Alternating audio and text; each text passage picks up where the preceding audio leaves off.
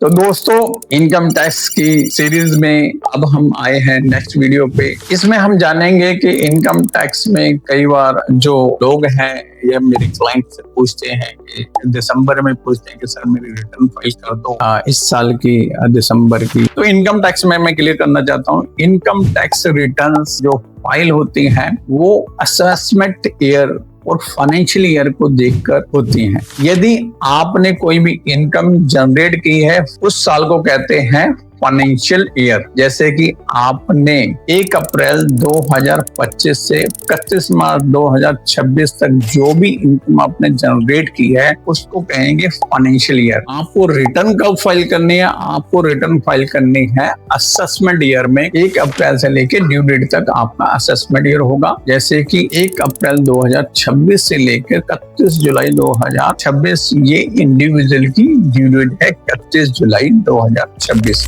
आपने अपने रिटर्न्स को ध्यान में रखना है कि कौन से साल की आपने रिटर्न फाइल करानी है। कई बार कंफ्यूजन होती है, क्लाइंट कुछ और बोलता है और अपने प्रोफेशनल को या जिससे रिटर्न फाइल करवाता है उसे गलत इन्फॉर्मेशन चले जाती है तो आपको नुकसान हो सकता है। तो हमेशा याद रखें, जिस साल की आपने रिटर्न फाइल करवानी है उस जिस इनकम पे करवानी है, आपकी 25-26 की इनकम है तो वो 26-27 में रिटर्न फाइल होगी 31 जुलाई से पहले।